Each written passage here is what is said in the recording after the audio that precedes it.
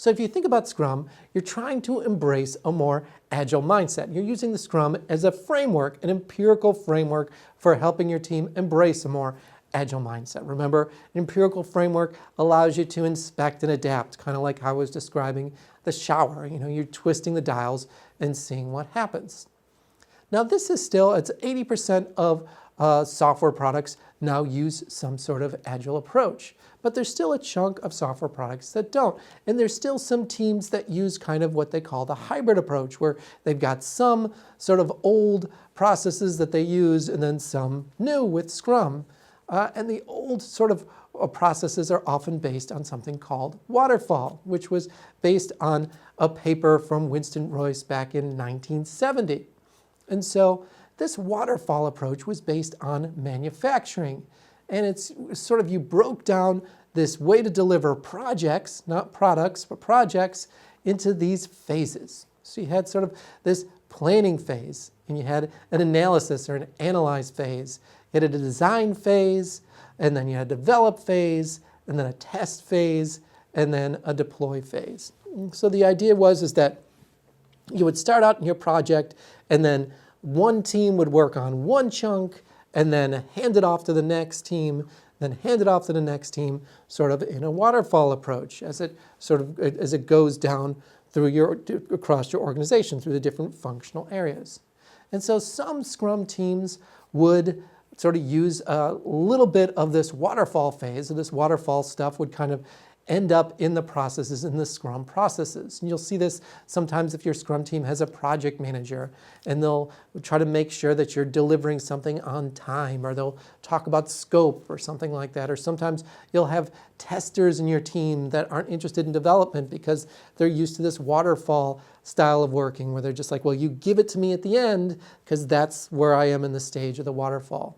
Or you'll have to Scrum team sort of hand off your work to an entirely different deployment team or something like that. And so some Scrum teams have to watch out for these hybrid processes where you have kind of this empirical Scrum framework where you're supposed to inspect and adapt, but it's still kind of there's still some legacy processes based on this old waterfall model, which came from manufacturing, where some of these processes end up impacting the team. So it's good to sort of think about the waterfall so that you can think about, if it does impact the team, how you might be able to make changes to sort of either work with the organization to get some of these waterfall processes out of the team, or try to figure out a way that maybe it's the way that if your organization is heavily dedicated to waterfall, it might be very difficult to run a Scrum team.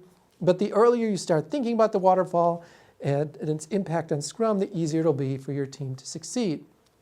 So you have to think about, again, these phases. Now, when Winston Royce came up with this waterfall model for software development, or basically adapted this waterfall model from manufacturing to software development, he said himself that, I believe in this concept, but the implementation described above is risky and invites failure. So this is back in 1970, way before app stores and things like that, and way before software development became such a huge industry. And so he was pointing out in 1970 that this would invite failure. And he was right. One of the challenges with this waterfall phase is that when you do spend a lot of time planning, and there's a lot of time in between planning and deployment, then there's a lot of things that can happen. There's a lot of obstacles that can come up that will help make it very difficult for you to deploy what you've planned maybe months or years ago. And this was, again, part of the inspiration for the Agile Manifesto in the first place.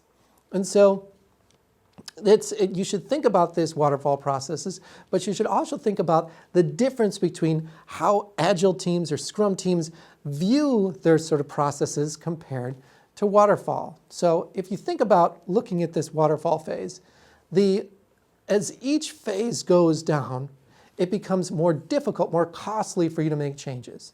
So if you come up with a terrific plan for how you're going to create your software product, and you need to make a change in your deployment, then it's going to cost a huge amount of money because you'll have to go back up the waterfall and figure out how to redesign it. You'll have to retest it and whatever. And so Scrum kind of takes this waterfall phase and looks at it quite a bit differently. So some of the challenges around this waterfall phased approach come up in something called the cone of uncertainty. Remember that in the waterfall approach, you've got planning, you've got analysis, you've got design, test, deployment, you've got all these phases in the waterfall. But when you're thinking about software development, you've got to think about when you know the most about what your customer wants or what the product will do. And the challenge with software products is that you don't necessarily know everything that you need to know at the beginning. And so you've got this cone of uncertainty. Now, I spend a fair amount of time in Florida. And so in Florida, they have these things called hurricanes that come by. There's this hurricane season around October where these hurricanes come through and caused tremendous problems in Florida. And so, but one of the challenges with hurricanes is if you're sitting in Florida, you don't really know where the hurricane's going to hit. There's this kind of cone of uncertainty. You'll be watching the news and they'll say, hey, there's a tropical storm forming off the coast of Florida. And so it could go anywhere from Jacksonville to Miami, which is sort of basically the entire coast. And so they don't really know. And then as it gets closer, then they start to say, okay, well, we figured out that it's going to be in between Fort Lauderdale and Miami. But again, that's still a pretty good chunk of the coast. And then as it gets closer and closer and closer, they can pinpoint where exactly the hurricane's going to hit. And so you've got like this cone of uncertainty as the hurricane starts to reach landfall. And so you have something very similar in software development. You've got this sort of massive software product where people are thinking of different ideas about what the product will do, and you come up with all these great ideas, and you start to think about it in the planning stage. And so you've got like this planning stage where you're coming up with all these ideas, but you don't really know exactly all the functions and features that your customer is going to want in the deployment phase. And that's where this cone of uncertainty comes in. And yet, it's the most expensive to make changes at the very end of the cone. And so you've got to make all of these choices when it's inexpensive to make changes, but then the consequences of those choices will happen when it's really extremely expensive to make changes. So if you were going to develop a software product and you make all these choices, and then a month before you're going to deploy the product, there's a bunch of changes, then you have to redo all this work and becomes very expensive. So Scrum looks at this challenge in sort of a slightly different way. And so if you're looking at this massive software product, which a lot of Scrum teams work on, the best way to sort of think about it is to break it up into different chunks.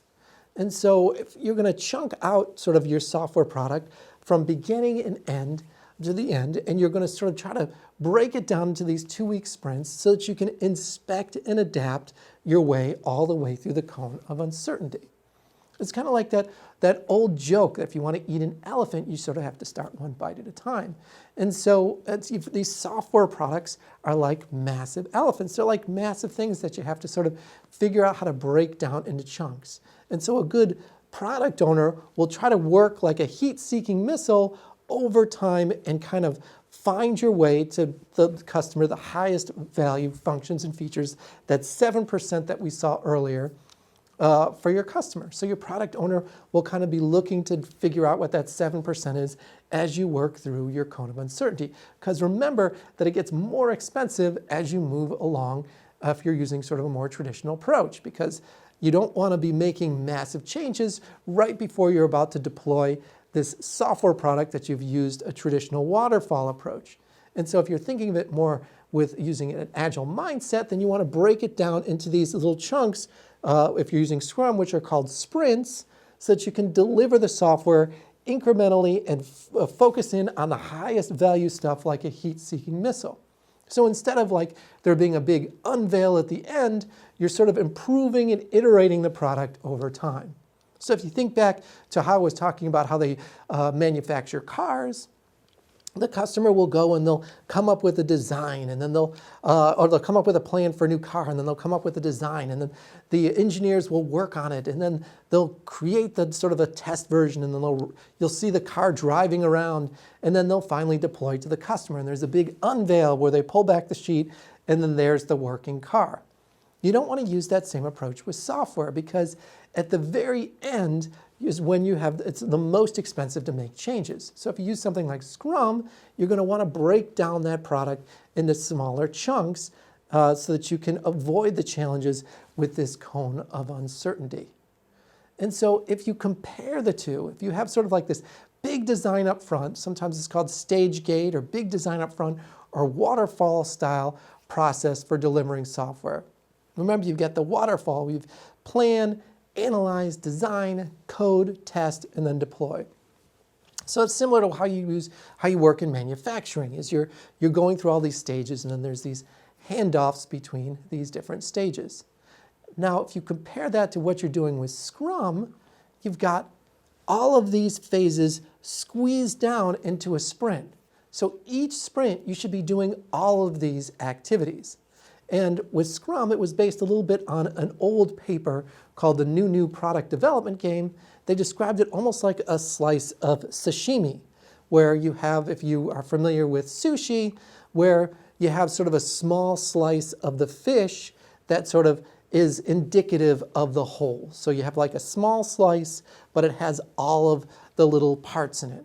And so that's what these sprints are, is they're like little sashimis. They're like they have all of the phases in the waterfall, and you do it every 2 weeks. And so every 2 weeks on a Scrum team, you should plan, analyze, design, code, test, and deploy. And then every sprint, you're going to be doing all of these phases: plan, analyze, design, test, code, and deploy. And so in each one of them is squeezed down into a 2-week sprint to sort of eliminate these handoffs. And remember what we talked about with multitasking, where you've got this sort of context switching in between. So you're focused completely on all of these phases at once and delivering in a 2-week sprint. Now, this might seem like it's a very challenging thing to do in your organization. It's true, but you have to think about the efficiencies that you can gain by doing these 2-week sprints, where you're doing all the phases in the waterfall, instead of these massive handoffs between these different sort of phases if you're doing a traditional approach. Okay, so let's try a question to sort of see where we're at, to see sort of if you could have anything that you may want to go over, something like that, just to review what we've gone over. So imagine that you're trying to convince your manager to try and use Scrum on your next software development product, and your manager asks why sprints are important. So what would be the best way to respond to your manager? So you could say, hey, they help the project maintain a sustainable pace. Or you could say, hey, they give interested parties an opportunity to participate. Or they say, see, they allow the team to adapt and make changes throughout the product. Or you could say all of these things, so all of the above. So which do you think is the correct answer? Yeah, it's D, all the above. Sprints are essential to the Scrum framework. You have to think about the time box. You're doing all the phases of the time box in a 2-week sprint. They help improve the coordination and the communication, and they help distribute the workload. It's a key part of helping your team sort of maintain a more agile mindset. It's a key concept in agility. Now remember, you've got these time boxes, which are your sprints. They should be every 2 weeks. You should stick with 2 weeks or whatever. Usually it's 2 weeks, but then you should stick to it. You shouldn't make the time box grow or get smaller. And then you need to make sure that you do all the phases. If your organization is familiar with doing something like traditional waterfall approach, you've got the phases, but you'll be working as a cross-functional team, essentially doing all of those phases every 2 weeks.